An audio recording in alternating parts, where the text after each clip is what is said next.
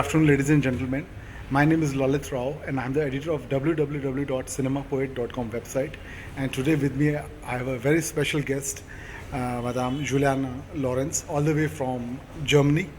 And Madame Lorenz is a unique figure, I would say, in Fassbinder's oeuvre, as she is heading Fassbinder Foundation, and she has also worked with Fassbinder. Thank you, Madame Lorenz, for giving me a chance to speak to you. Madam, I would like to speak to you by asking what is the relevance of Fassbinder's film in today's generation? Oh, he's still very much alive, especially in Europe, America, and as I now got to know in Asia as well. There are a lot of pupils who know his work very well since over 30 years, already when he was still present, but I think it's a great pleasure to recognize that he's not dead. And his work, he himself has died, but his work is still alive, very much alive. And you are the head of the Fassbinder Foundation. So what are your activities, apart from promoting Fassbinder's films at various film festivals? Are there any other activities which is done by Fassbinder Foundation? Every film he owned and films I bought rights of, like his work for television, which is also not, these are not television films, they were produced by television and broadcasted, but for him it was always cinema. So, For example, Martha? yes. Yeah.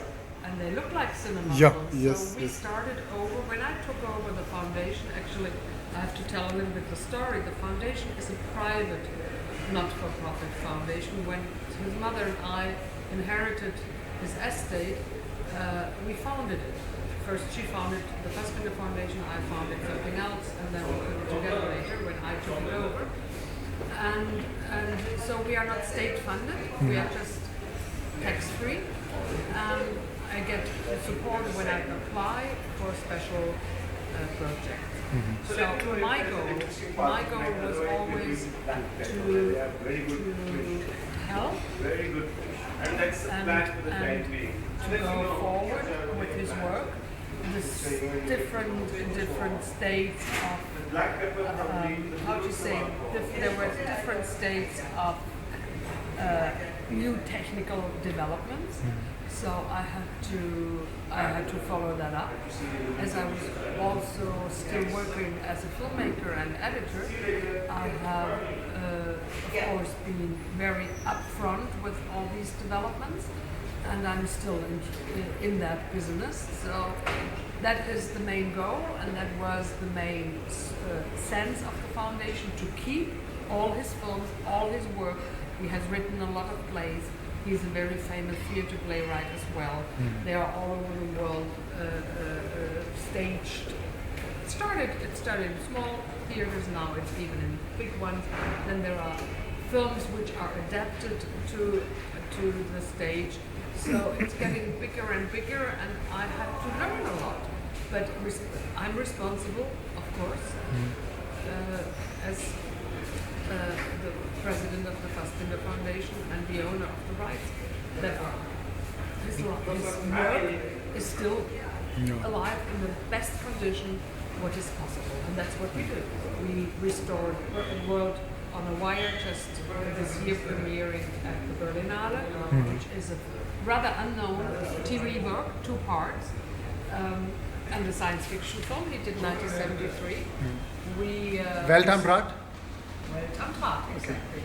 And we also restored Berlin Alexanderplatz, which was really a masterpiece, also in the realm of restoration. We were somehow heading in front. That's all I can say, but there is much more.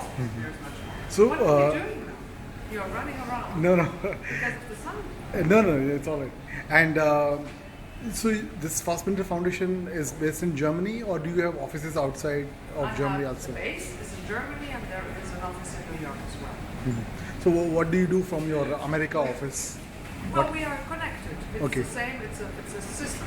It's an own entity, but it's after American law, not for profit, and when we have projects in America, we are handling them from that point.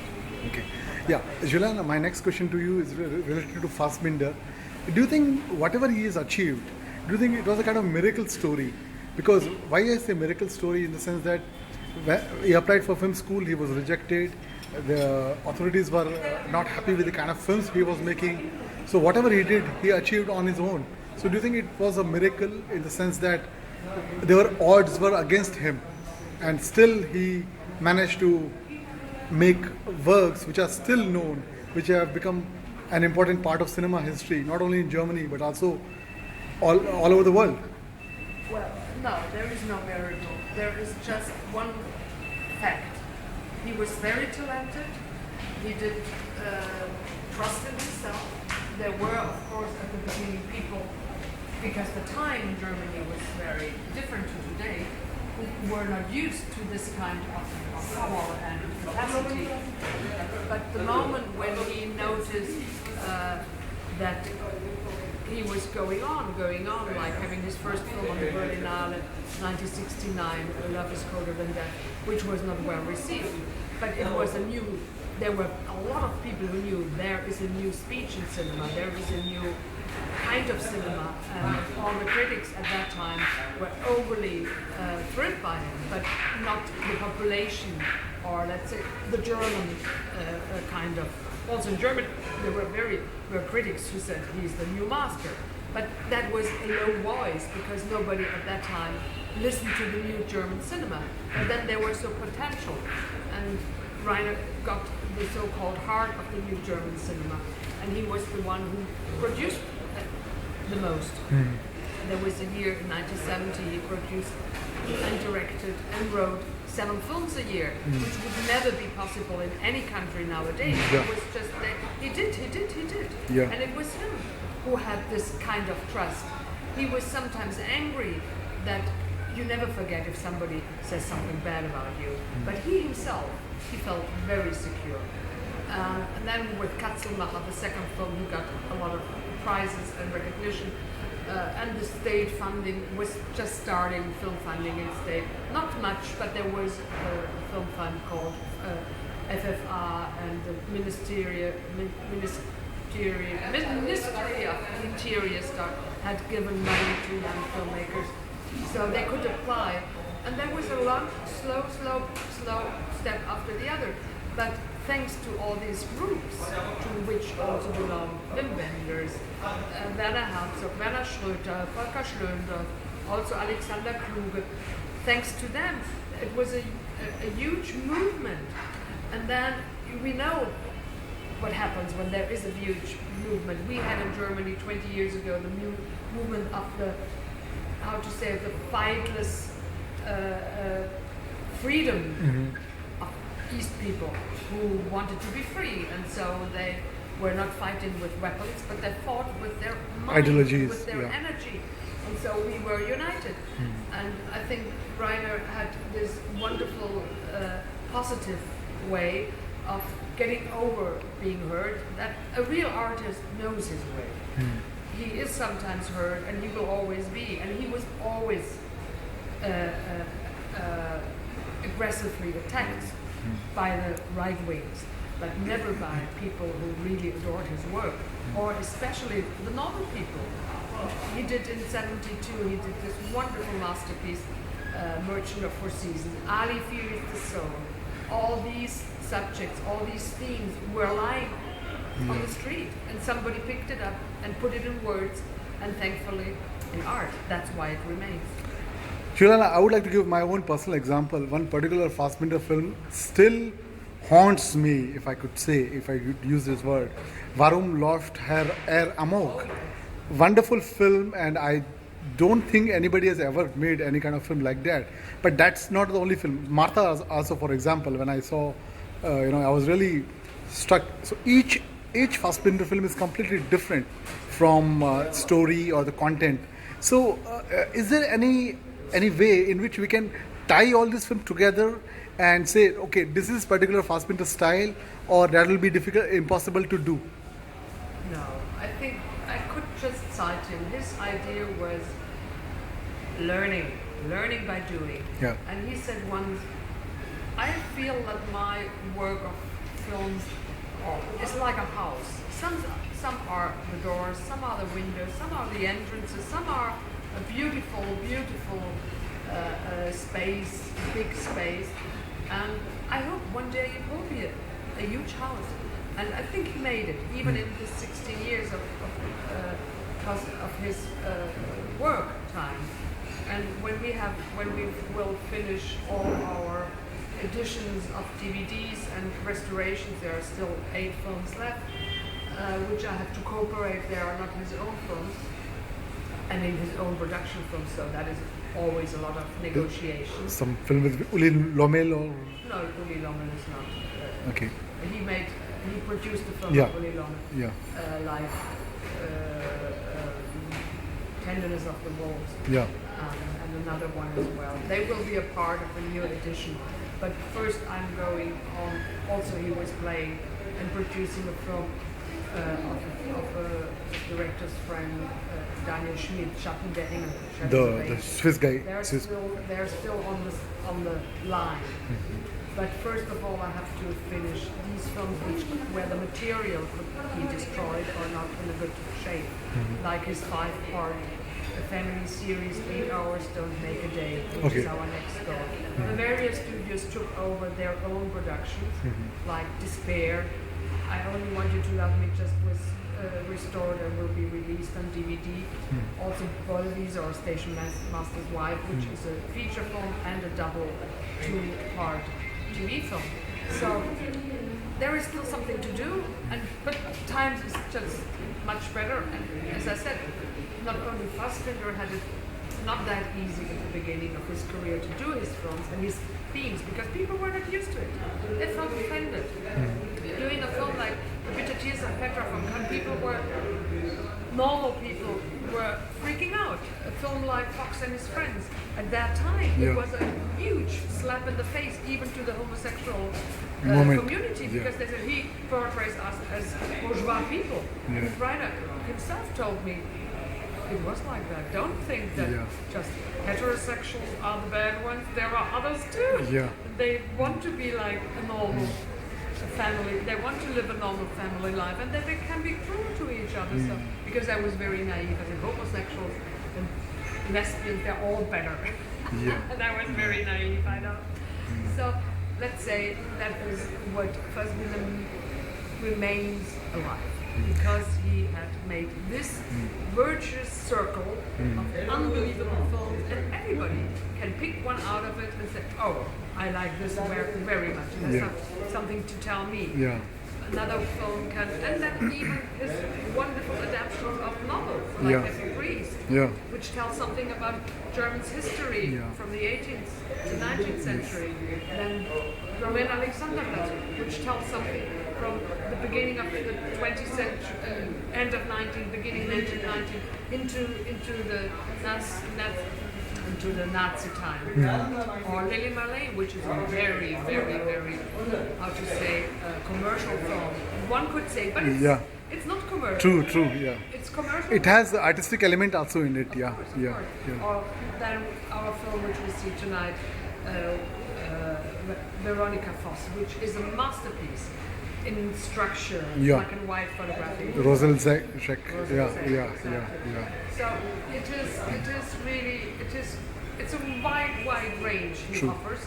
And so he still will be alive. He will be a Shakespeare of the 20th century. Of course, yes. And I wholeheartedly agree with you, because when I quoted that, Warum läuft Herr Amok is one of my personal favorites, I wanted to convey that, this is one particular film which I like very much, but others also. But if I were to choose, this I would choose. Okay. Moving on to our next question, Juliana. You spoke about the work which your foundation is doing for restoring Fassbinder films and acquiring rights. But earlier, these activities were carried out by Goethe Institute, especially the promotion of films. Well, but that is before. Yeah. So now the Goethe Institute is a kind of connector and mediator.